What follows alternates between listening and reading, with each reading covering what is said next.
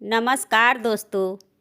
आज मैं होली की पौराणिक कहानी सुना रही हूँ। होली का त्यौहार हमारे हिंदू धर्म में सबसे प्रमुख त्यौहार माना जाता है।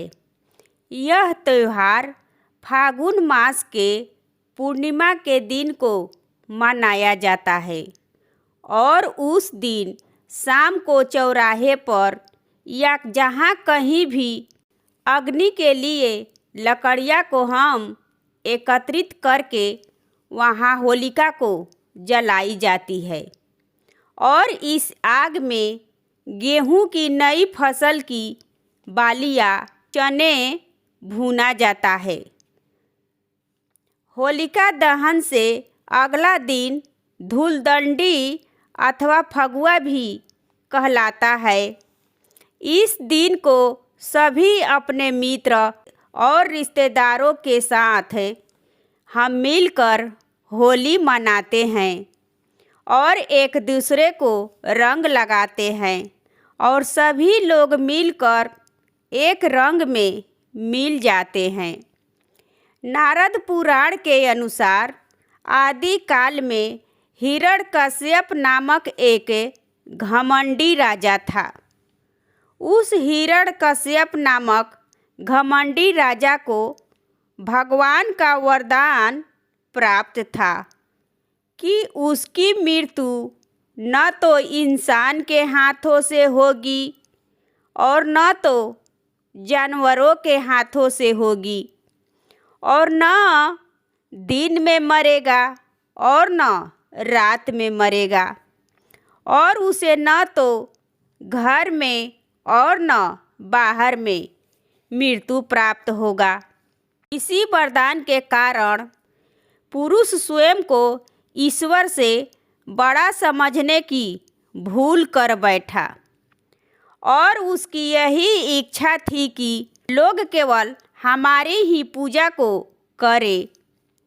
प्रजा तो डरती थी इसलिए ऐसा करते थे, परंतु उसका पुत्र प्रहलाद परम विष्णु का भक्त था और उसका सारा दिन प्रभु की आराधना में ही बीतता था। यह भक्ति उसकी माँ से उसको विरासत में ही मिली थी।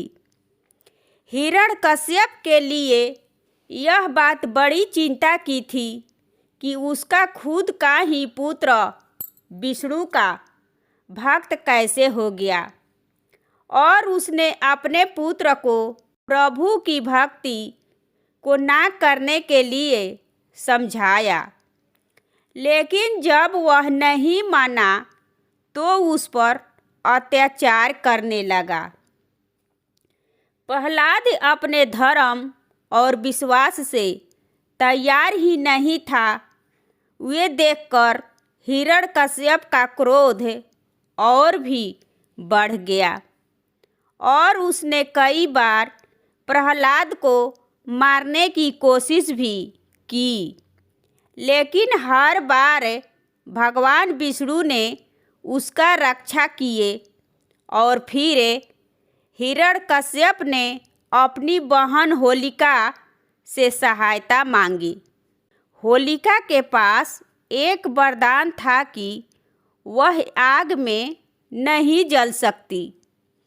हिरण्यकश्यप ने जब सोचा कि अगर होलिका प्रहलाद को अपनी गोद में लेकर अग्नि में बैठ जाए तो प्रहलाद जल जाएगा और होलिका सुरक्षित रहेगी। होलिका ने प्रहलाद को अपनी गोद में लेकर बैठ गई। होलिका ने प्रहलाद को अपनी गोद में लिया और वे जलती हुई आग में बैठ गई, लेकिन होलिका यह भूल गई थी कि उसका वरदान जब भी काम करता था तब वह अकेली आग में ही।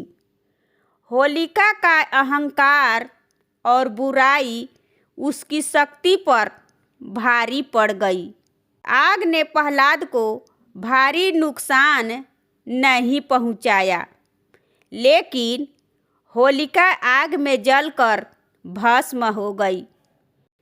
यह घटना यह संदेश देती है कि बुराई चाहे कितनी भी शक्तिशाली क्यों न रहे, सत्य और भक्ति के सामने वह ज़्यादा दिन टिक नहीं सकता।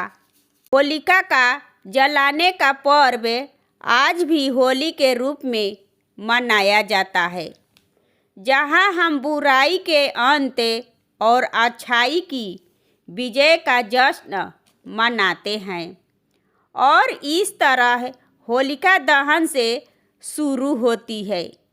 होली की धूमधाम जहां रंगों की बारिश होती है और खुशियों का उत्सव पूरे संसार में छा जाता है।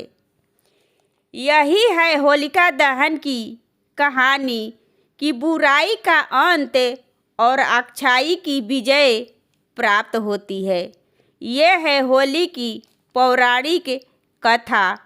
दोस्तों, ये कथा आपको कैसी लगी कमेंट करें एवं मेरे चैनल पर नए हैं तो सब्सक्राइब करें एवं वीडियो को लाइक और शेयर करें।